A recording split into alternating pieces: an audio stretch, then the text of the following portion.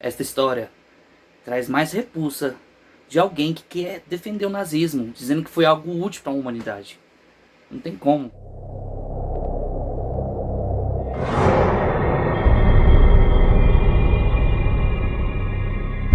Fala, manos e manas, sou Igor Tomé, do canal Já Tomou Seu Remédio. Bem-vindo à Quarta do Cão, que é uma playlist que eu tenho aqui no meu canal. Vou deixar linkado aqui. Então, beleza? Aqui eu falo de coisas um pouco pesadas e a verdade. E vocês já sabem o procedimento. Inscreva-se, dá like, compartilha. E eu vou deixar alguns detalhes para vocês. Primeiro, eu vou comentar atos cruéis e vis contra os seres humanos. Com isso, quando eu for relatar alguma coisa bem cabulosa, eu deixo o recado pra vocês, eu deixo o alerta, né? E, gente, vamos se inscrever, velho. Pelo amor de Deus, mais de um ano, ainda tô aqui. Enfim, outra coisa que eu quero falar. A principal fonte dessa história é este livro aqui, ó. Mengele, a história completa do Anjo da Morte de Auschwitz. O livro foi escrito pela dupla Gerald L. Posner, americano, né? E John Ware, londrino, beleza? E é o primeiro livro que eu leio da editora Cultrix.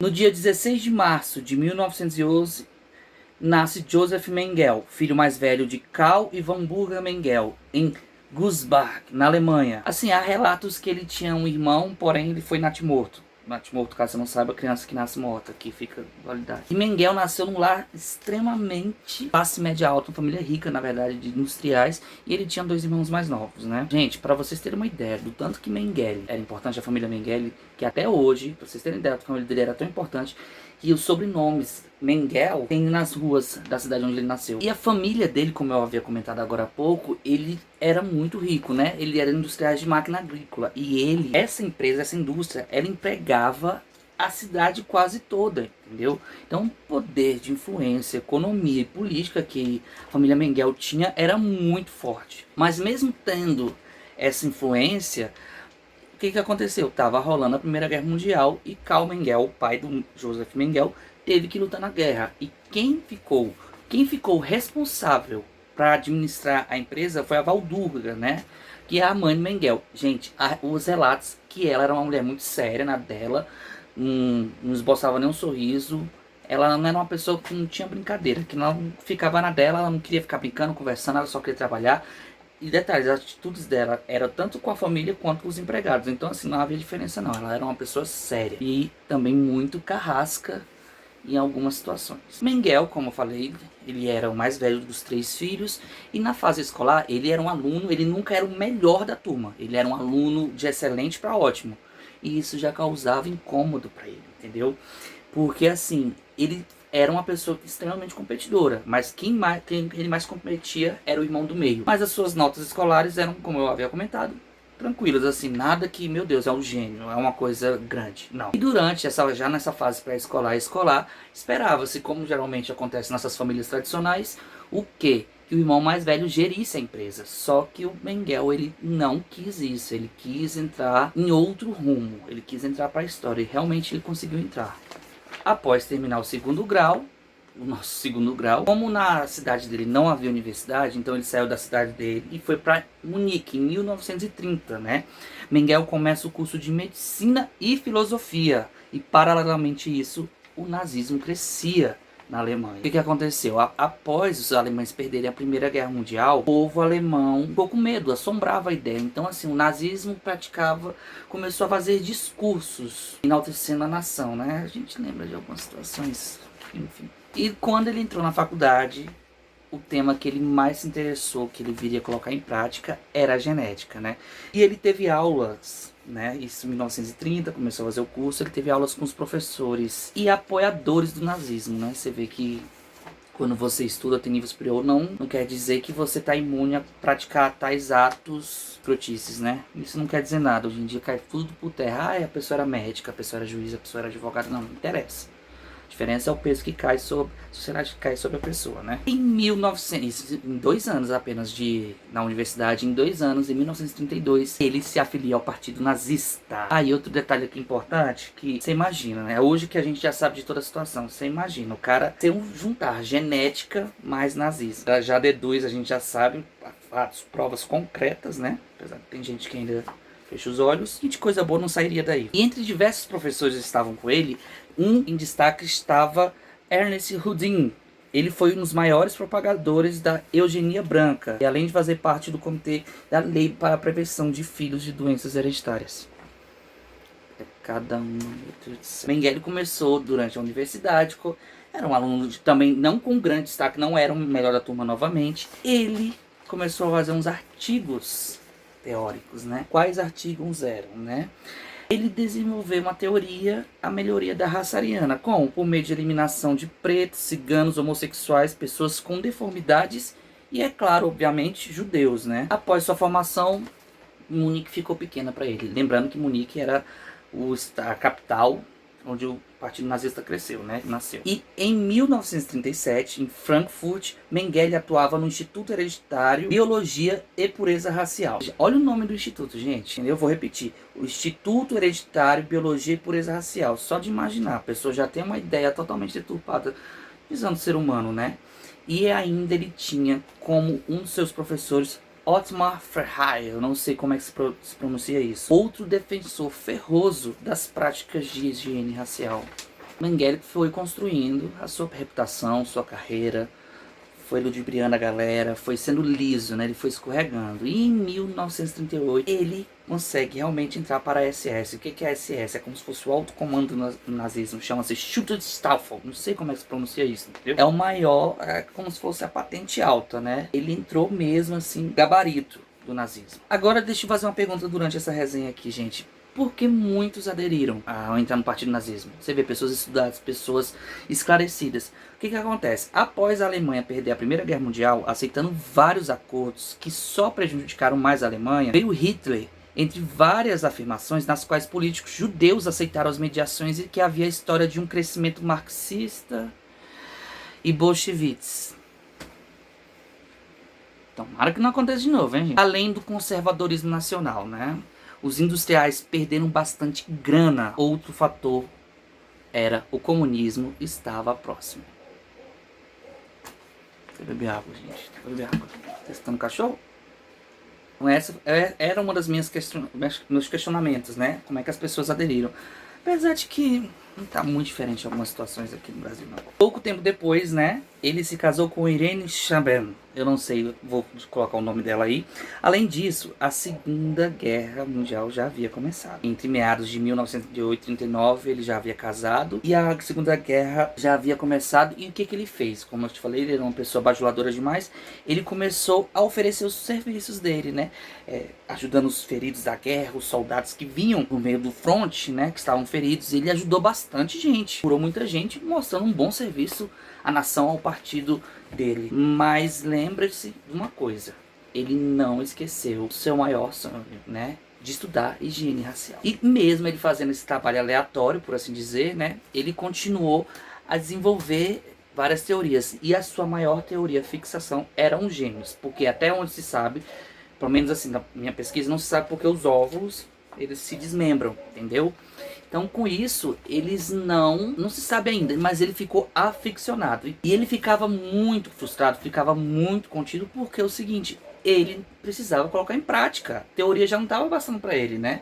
Precisava de cobaias humanas. E como eu falei, após um tempo, Mengele foi ganhando mais forças no partido, confiança necessária, se relacionando com quem fosse necessário para aprovar os estudos. As melhorias médicas à humanidade. Até que em 1943, gente, vai para Auschwitz, conhecido como um dos maiores campos de concentração, com mais ou menos mais de 100 mil prisioneiros. Mengele mostrou para o que veio. Imagina um ser humano sem nenhum escrúpulo, sem nenhuma empatia, sem nada, totalmente amoral. E outra coisa, ele era meio que o diretor-chefe de lá. Então, assim, ele vai chegar num lugar na qual ele não é questionado por ninguém. Livre acesso a tudo e a todos. Precisava de material e cobaia. Resumindo, ele era o deus daquele lugar. Ele não foi o único médico que fez barbaridades, não, mas é o que ganhou mais destaque, entendeu? Tanto é que o apelido dele é o Anjo da Morte. Mas por que esse apelido, o Anjo da Morte? Em Auschwitz chegava de tempo em tempo trens lotados com vários prisioneiros. E sempre, sim, sempre, havia um oficial com um bastão, tipo uma bengala, se vocês podem perceber aqui na foto, que conferia todos que chegavam. Todos. Ele quem decidia quem era aptos a trabalhar, aptos para serem cobaias e aptos para ir direto à câmara de gás. Há um relato de um sobrevivente do campo em que, infelizmente, o Mengele ele se atrasou. O que acontece?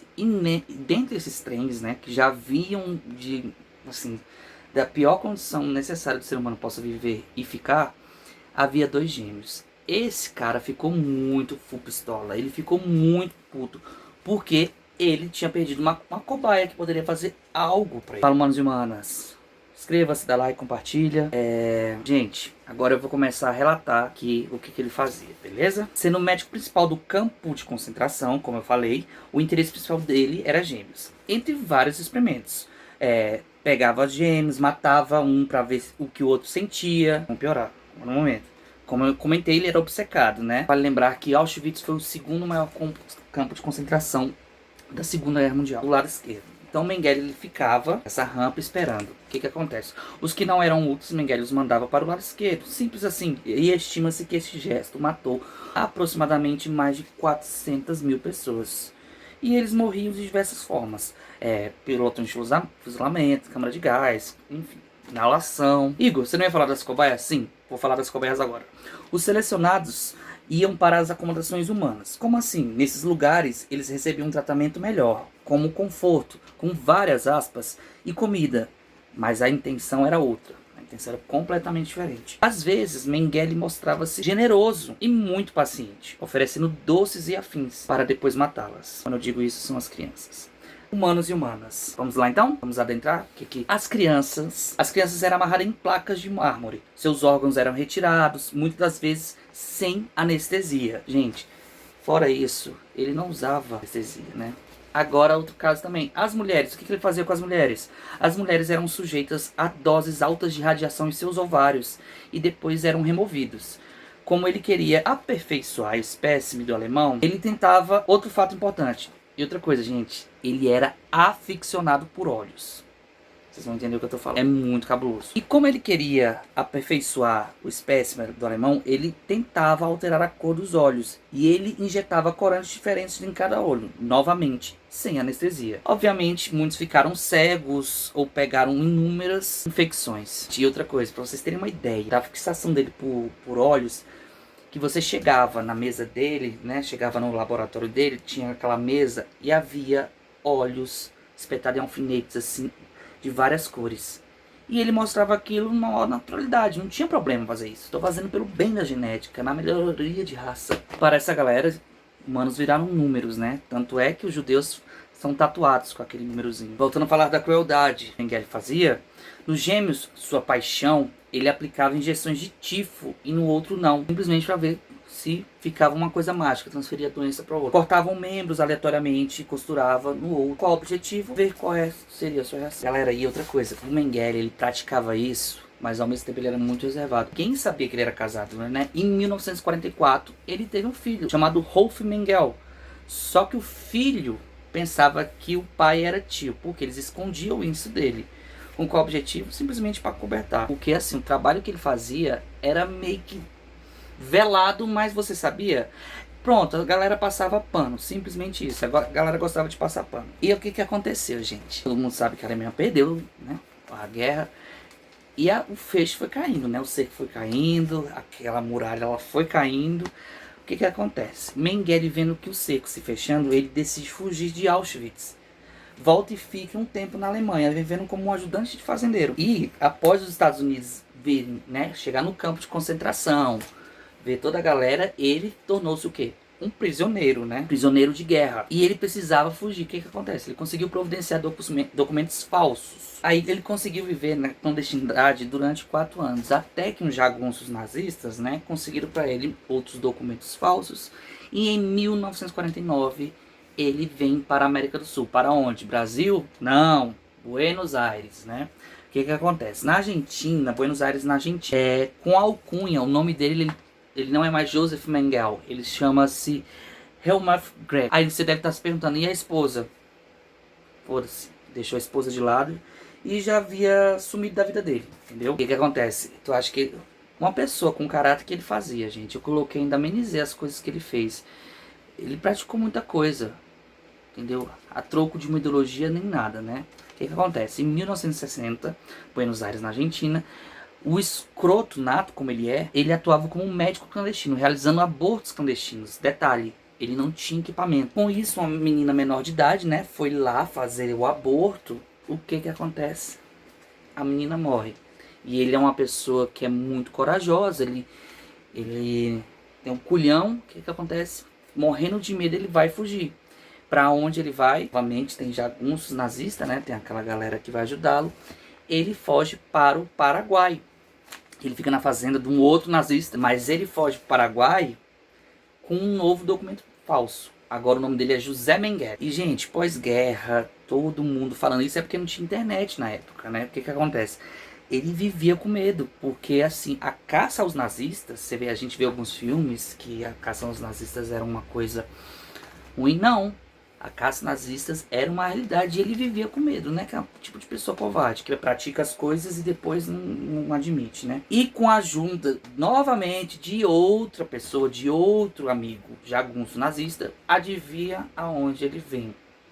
Sim, Brasil. Só um adendo aqui, galera. Enquanto eu li esse livro, a minha dúvida é o seguinte: como é que essa galera extremamente racista, preconceituosa, se refugia num dos países mais misturados do mundo, se não o mais misturado, uma cultura diversa, graças a Deus, com pretos, brancos, índios. Era essa a minha dúvida, mas justamente ele não quis vir de propósito, não. Ele quis vir porque ele não é arregão, ele até nisso ele se contradiz, né? Que na hora de fazer maldade, quando tá com o respaldo dos outros, ninguém faz, né?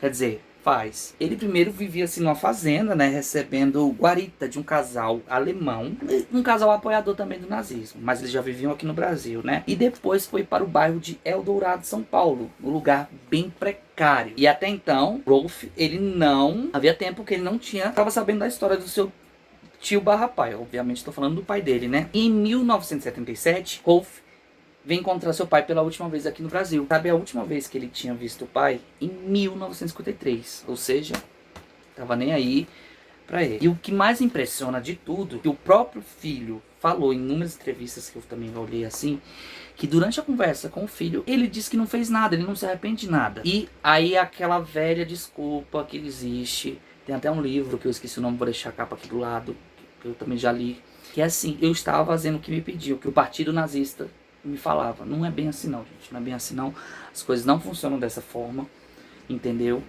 Fez porque quis sim, então tem discutível. É aquela pessoa que não tem remorso nenhum, como inúmeros serial killers, psicopatas que a gente vê, que eu trago aqui pro canal, enfim. O que acontece? Em 1979, né, em Bertioga, no estado de São Paulo ainda, ele visitou alguns amigos, né? Gente, ele resolveu nadar. O que acontece? Durante o mergulho ele já estava bem debilitado e teve um AVC e morreu afogado aos 67 anos. Bom, ele morreu se achando cientista, né? Galera, eu vou falar um pouco agora do livro. O que vocês estão achando?